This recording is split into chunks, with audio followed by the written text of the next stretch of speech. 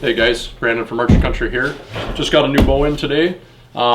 Today's video, I kind of want to take you guys through the process of how I choose a bow that I want to go with, what kind of accessories I'm going to put on it, and just some of the setup that I like to do on my stuff. And a lot of this is going to be the same as if you came into our shop, bought a bow, picked out stuff from the tuning to the axis on the sight, getting that all adjusted and leveled, putting your bow into the draw board, getting it paper tuned, getting you guys sighted on the range. So a lot of the stuff you're going to see in this video is going to be the same stuff that we're going to do to your bow if you were coming in and getting a bow set up. So I'm going to kind of get into it here on why I chose some of the bows that I do.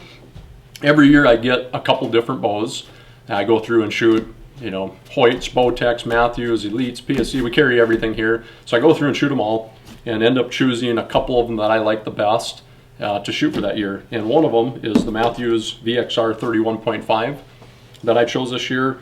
I thought it was an exceptionally smooth bow, smooth drawing, smooth shooting. The bow, we've been setting a lot of them up for customers. They tune great. No matter what arrow poundage, I mean, we're having great success with accuracy and tuning on it. They do make a couple different options this year. They make a 28-inch axle version and the 31.5-inch axle.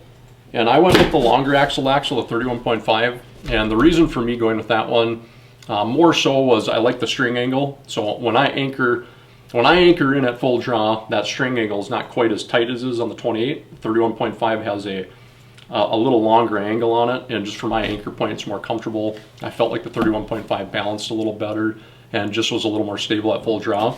I will say the 28 probably was a little smoother, but I just like the 31.5. Now for the color on the Mathews, you can customize these, limb, riser, strings. You can kind of do any colors that you want on them. And so I changed it up a little bit this year for myself. I went with their new green ambush riser, and then on the riser I went with black limbs.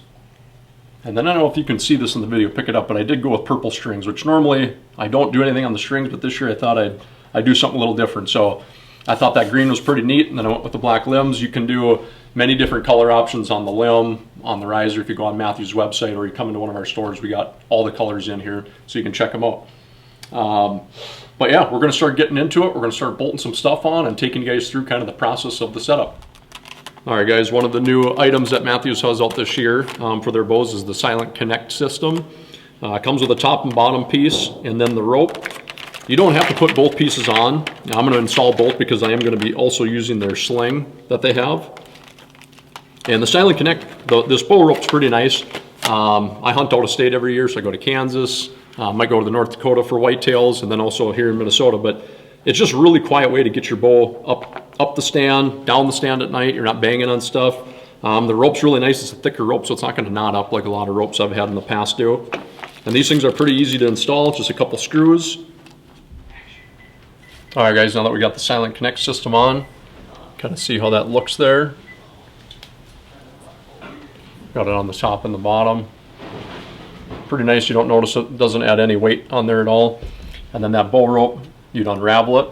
And this is a very quiet system here, but you go on the top or the bottom, and then it has this little rubber piece that you can slide down instead of making a tie with it. So it makes it quick, easy, and then you lower it down or bring it back up your stand. Pretty sweet design there. And then also, which I would be using this mostly for mule deer hunting, but you could use it to get to your stand or even turkey hunting, I guess, if you didn't want to use a backpack. This is the Mathews sling, which attaches onto those same pieces there. You can just shoulder it like this, however you want. You can easily adjust like the tension on how short or how long you want this as well. All right, guys, so the rest that I'm doing this year is actually the same rest I did on my last year's bow. It's going to be that Mathews integrated rest. Reason I like this rest, one, it's unlike a lot of the other dropways where your launcher here, which is your guide for the arrow, that's all machined aluminum. Most of your arrow rests that are out there right now are all plastic. This one also has sealed bearings. It's a really bomb-proof rest. So for me, I'm going to be hunting out of state on a few different trips, mule deer hunting, whitetail hunting. I want something that's going to hold up. I want something that's going to be durable. And this is as durable of a rest as anything. It fits really nice on the riser, so there's no rest bracket that's going through here. There's just a little rubber plunger just to kind of protect your threads there. But nothing can get bumped, nothing can get moved. It's just a sound rest, and it tunes very good. It's super easy to set up. So one other thing I like about it is when your arrow is knocked on your bow, you can flip it up. So now in any type of spot and sock situation, if it's windy out, I'm drawing back, I just don't have to worry about my arrow coming off there. It's just kind of more dummy proof, and when you're out hunting, anything can happen. As you can see, we got a loop on there already. I squared that up. So we're about ready to start paper tuning here. We're gonna get at it.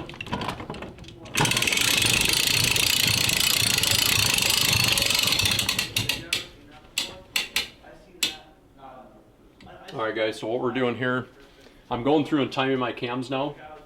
And so if you see, you can come in here, when I'm going through this draw board, you can see how my top one is just hitting right there.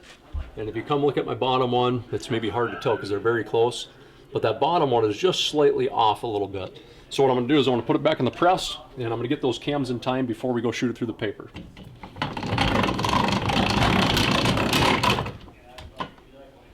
All right guys, just put it in the press. Did a little work on the cams to get those in time. We're gonna check it again here. All right, I don't know if you can see this, but I'm gonna let off it, come back down a little bit so you can see that one is right on. And then if we come to the top one here, that is right on as well. So we got our cams perfectly in sync with each other. So now we are gonna get to the paper, grab an arrow and start paper tuning.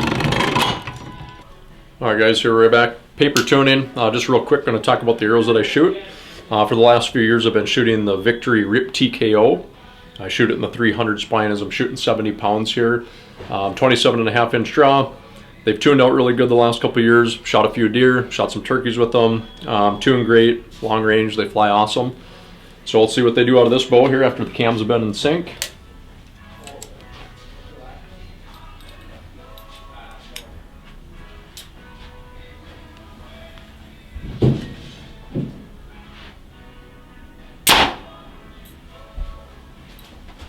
All right, so that's looking pretty good there. Got a pretty clean hole, so that's a good start. For now, I'm gonna leave it there, and I'll probably get a few hundred shots through the bow, and then I'll go back and check it again, retune it as the string cable stretch in, but that's a good start. All right guys, mounting on a sight right now. This is actually the sight I used last year. This is a black gold whitetail sight. It's one of their driver sights. I shoot mine in a 4-pin, so I custom order it. Standard, it's a 3-pin, so you'd have a 20, 30, 40, and then you'd be able to slide your sight down from there. I like to shoot mine with a 4-pin, so I have 20, 30, 40, 50 yards, and then beyond that, I would need to use the driver mechanism, which is just this right here. And as you go down, you can see that whole sight's moving, which I'd use the bottom pin for anything farther than 50 on mine. I like that, especially hunting out west a lot, whether I'm mule deer hunting or whitetail hunting. That 4-pin sight, 20 through 50, is going to cover most of my shots, but then I have the ability to shoot farther if I need to, whether it's 60, 70 yards, or just practicing at home. It's kind of fun to be able to get out there.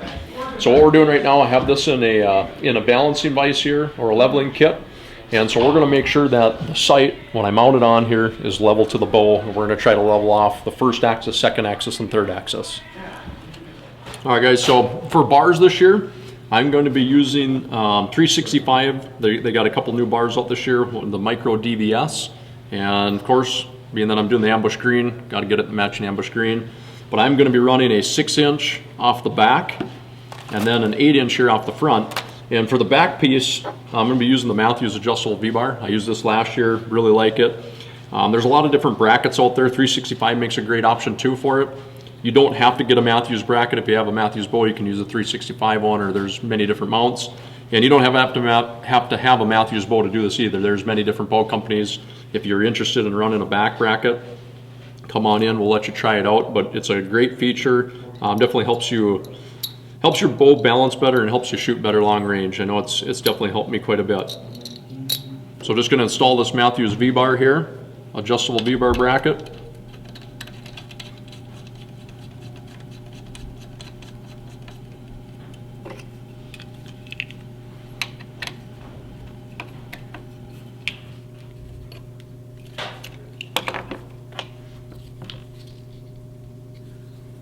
That comes with that adjustable V-bar comes with this nice quick disconnect.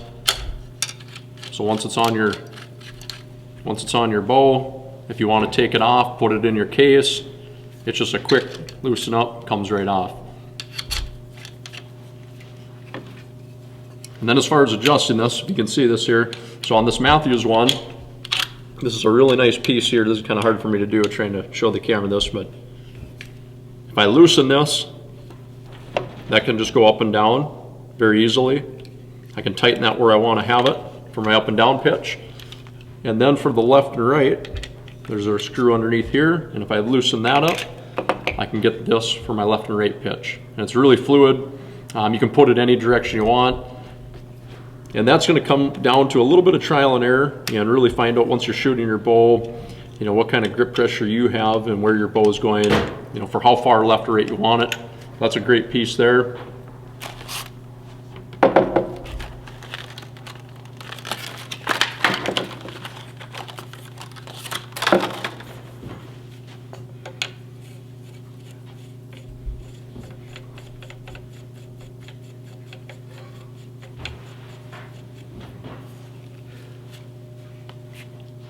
There we have it. There's the 8-inch off the front and the 6-inch off the back. All right guys, so one of the last pieces that I'm putting on here is the quiver, and this year I'm going to do the Mathews detachable quiver. I actually shot their Q-Lite quiver, their 2-piece one last year, as I went on a mule deer hunt out in North Dakota, and I like that 2-piece quiver for mule deer hunting. This year I'll probably doing a little more whitetail hunting and some turkey hunting here in the spring I'm kind of gearing up for. So I elected to go with the detachable one on there for now. That way, if I want, I can take that quiver off, put it in the blind, hang it up in the tree, and it's just kind of off my bow for now. If I draw a mule deer tag, I might put that Q-Lite back on, but for now, I'm going to stick with the detachable quiver on there. All right, so the last thing that we're going to do, I'm going to go pop a peep sight in. I'm going to get a kisser button on here, as I like to shoot a kisser, and then we're going to hit the range and start shooting. All right, guys, so we got the peep sight and kisser button installed. I've got them in the right spots for me. Don't have them tied in yet, which obviously if you were setting up a bow, we can get them tied in for you, and I will tie mine in eventually, but just for time purposes here, I'm just running it without the ties right now. But I run a 1/4-inch peep sight. The reason I run a bigger 1/4-inch peep, it does let in more light for hunting, but then I also run the bigger housing on the black gold, and that 1/4-inch is going to line up better with that housing. For the kisser button, I'm running a Pine Ridge kisser. They have a really soft material. The kisser button definitely helps acquire an anchor point faster, and I like it for hunting, you know, whether it's in a tree stand, ground blind, or you're spot and stalking. It just, if you're at a funny angle, whether it's up or down, you're on your knees, it helps you acquire that anchor just so much quicker, and it can make it a little bit more accurate as well, but more so just helping you find that anchor point really fast.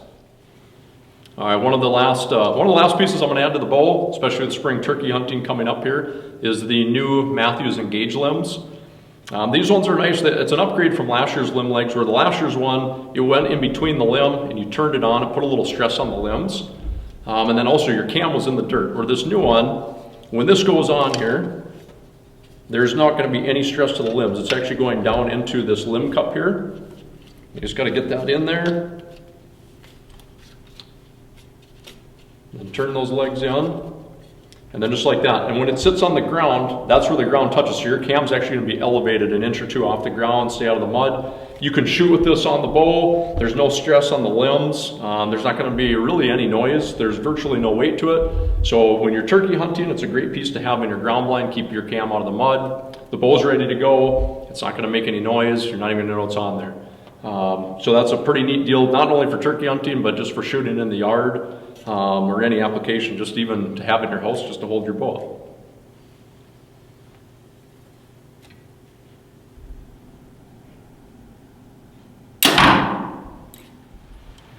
All right guys, so that's pretty much a wrap on today's video. Kind of the purpose of it was just doing an overview of, you know, why we go about picking the bows we do, and the stuff that we want to shoot, but more so to show you that when you buy a bow, everything that you've seen me do, and granted it was in short details of it, but we are going to do to your bow, from paper tuning, timing your cams, putting it in the draw board. If you have a sight that's got a second, third axis, we're going to put it in the levels kit. We're going to get those axes set. We're going to help you shoot on the range. You know, we really want you to be happy with your bow. And we kind of go through all those extra details and all those fine points to really make sure that your bow is shooting as good as it possibly can be, and that you can have success with it. So and that doesn't have to be a Mathews. We carry Hoyt, Bowtech, Mathews Elite, Bear, Mission. I'm missing a few of them. We carry pretty much everything. So if there's anything you want to try out, come in and try it. Doesn't matter what kind of bow you're getting. We're gonna set you up, and we're gonna take care of you in the future. If you haven't checked out any of the new bows, come in, check them out. They all shoot great, and we can get one custom built for you or something right off the shelf. So come in, check them out.